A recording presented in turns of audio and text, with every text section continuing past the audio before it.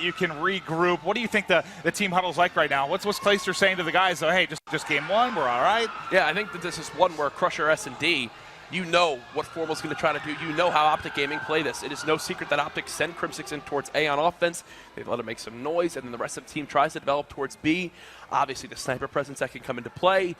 If you're FaZe, you know what Optic want to do. It's how do you counter it, and how do you wind up kind of taking that to the next step to give you an advantage in some of these rounds, especially on defense. And when Optic's playing with confidence like this, it is not easy to get anything done. And I like what you mentioned earlier. If you didn't watch Atlanta, yeah, it was kind of Formal was the man throughout Friday and Saturday. But when it came to Sunday, Karma was just destroying. It's interesting, you know, sometimes players like playing at different stations. They feel more comfortable on one for whatever reason. Karma said yesterday he didn't feel very good on the side station. He was playing a lot better on main stage. He talked to me about it for a few minutes, like just in his head, I think, a little bit. But they're playing on the side station right now, and Karma apparently having zero issues. Switch your colors so we don't mess this up.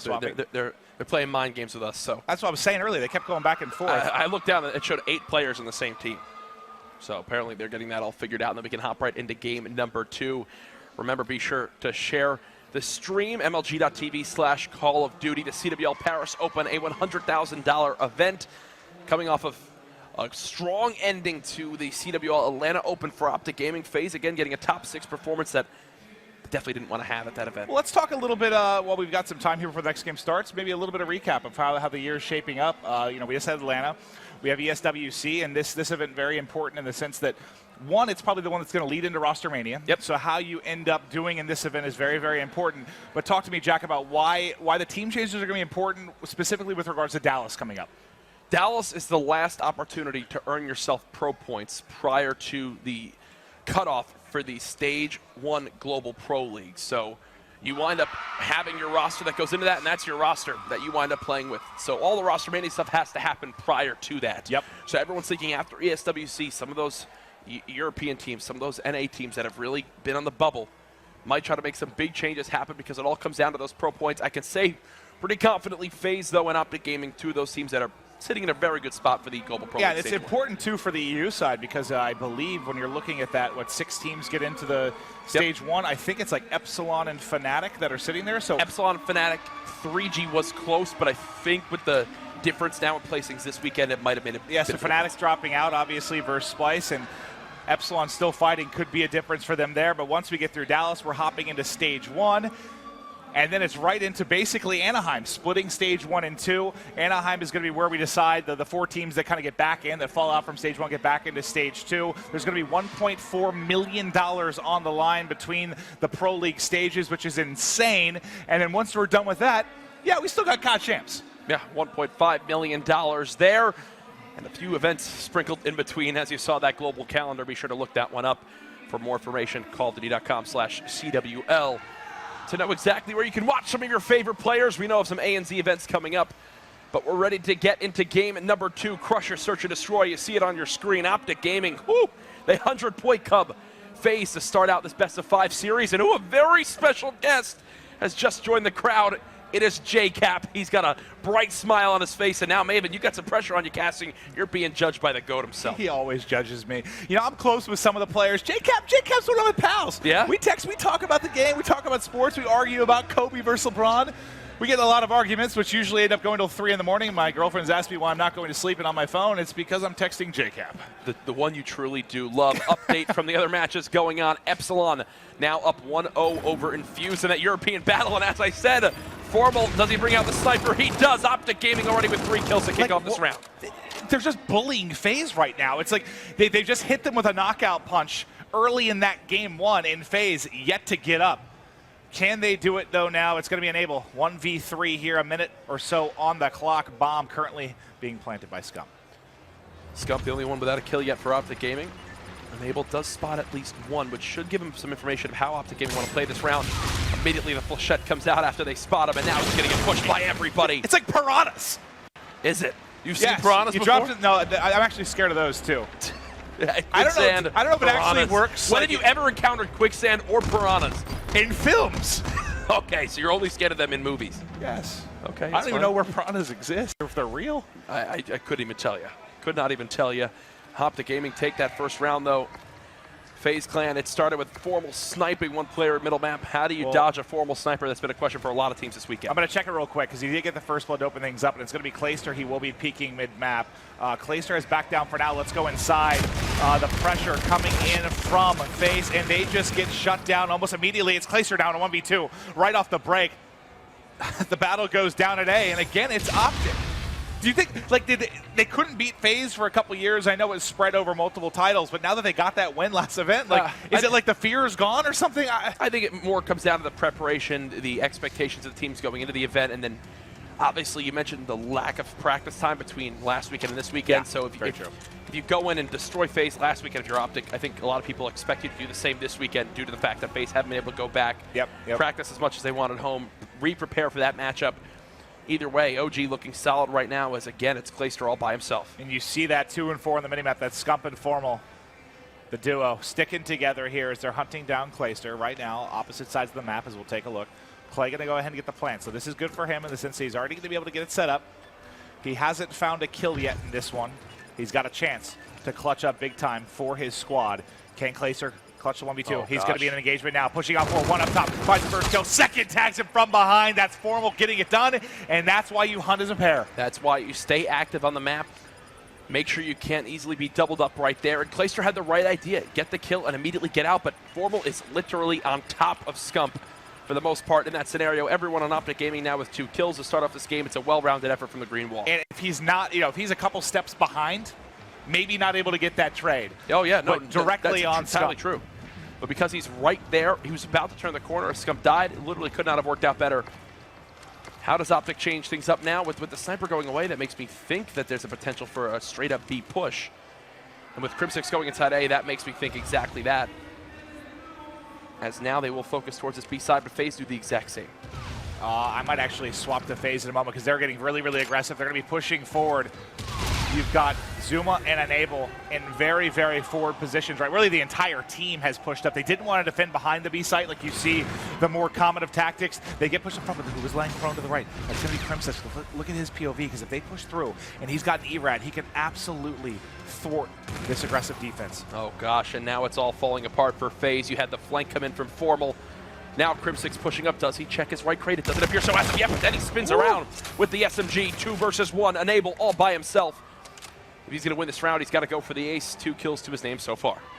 So Enable working the ace. We saw Clayster attempt a 1v2. Close, but no cigar.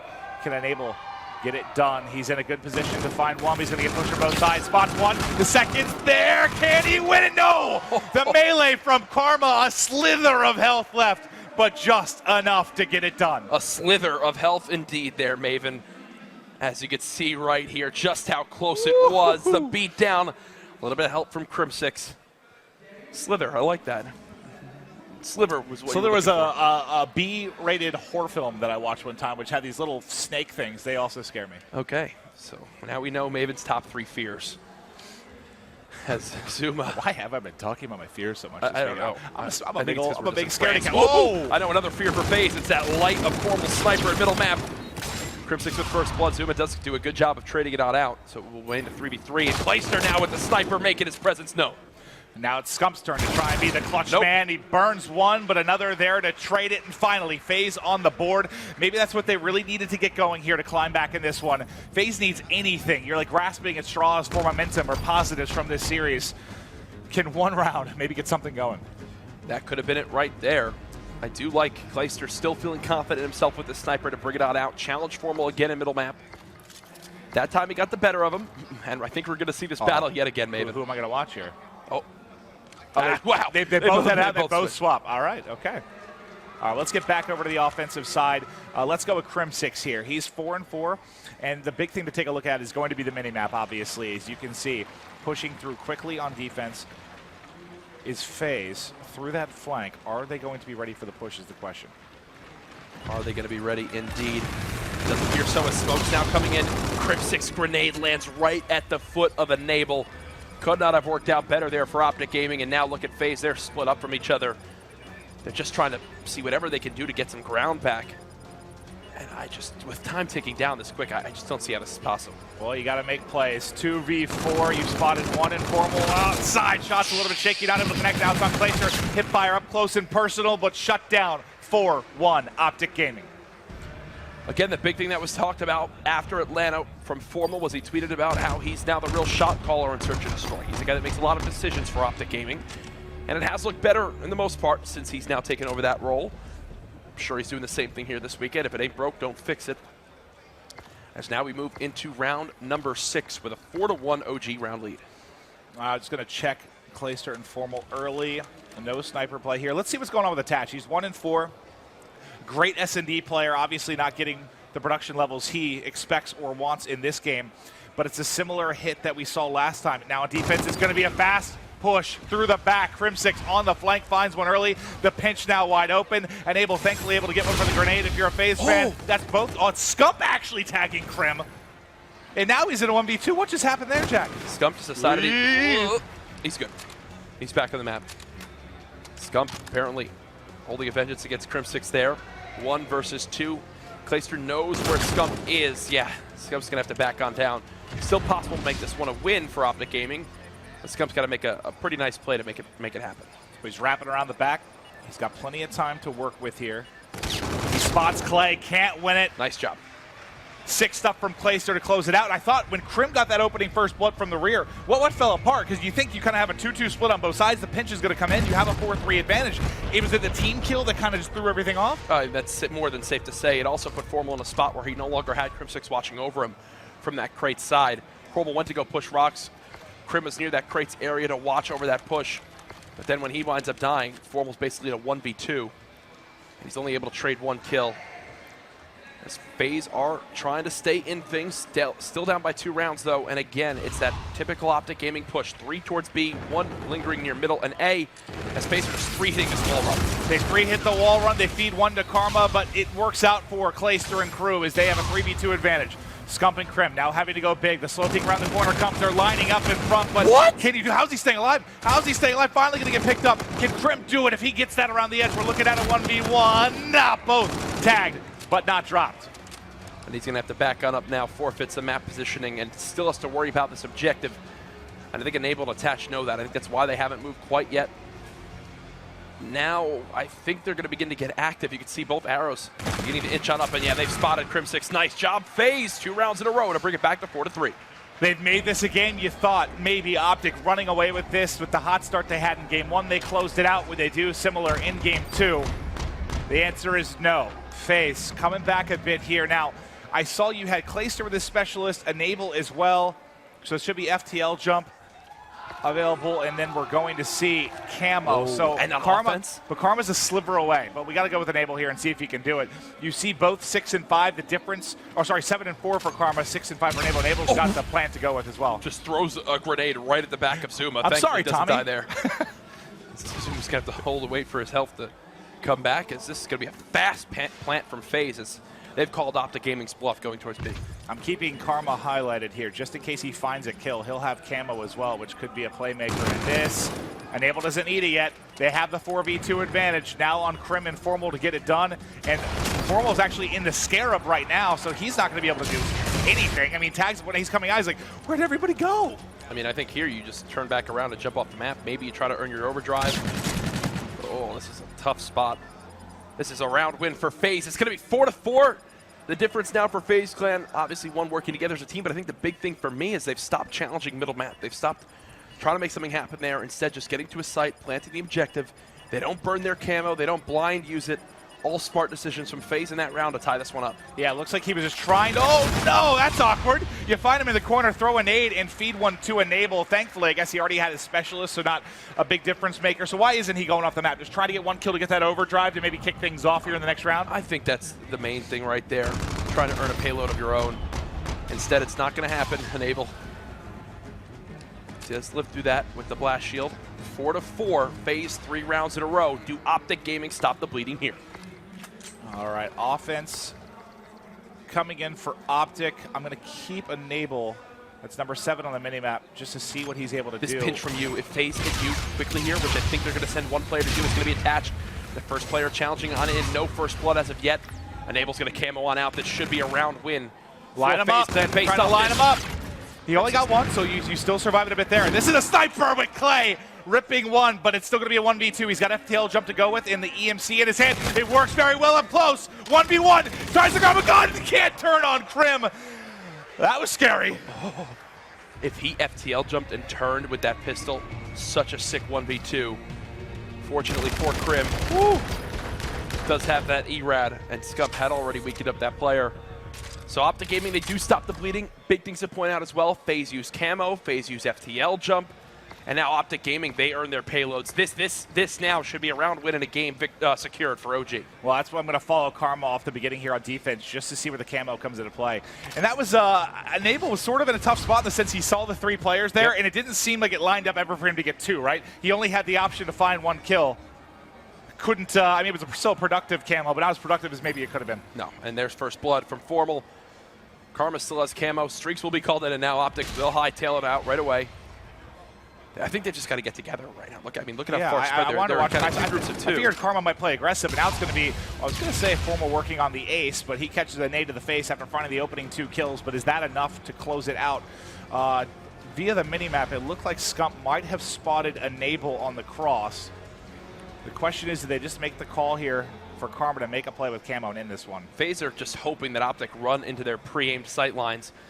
And right now, from all the decisions OG are making, I don't think that's going to happen. They will decide to rotate this towards the B site, and thankfully for FaZe, I don't think their intention is to go there at this current moment. Well, it seemed like their intention wasn't to go anywhere. Well, but now, God, they're going to run straight to him. Well, let's go over to Enable. As he's going to be calling in streaks and now hitting the wall run. They're going to push it right in front of him. That drops that the bomb might be off the it. map. It's just attached. Karma's got invis. There's no time to plant, and with Scump this far away, this game is done, folks. OPTIC Gaming, ooh, it wasn't pretty, but they will take map number 2 and go up 2-0 in this best of 5. Zuma with some nice shots at the end.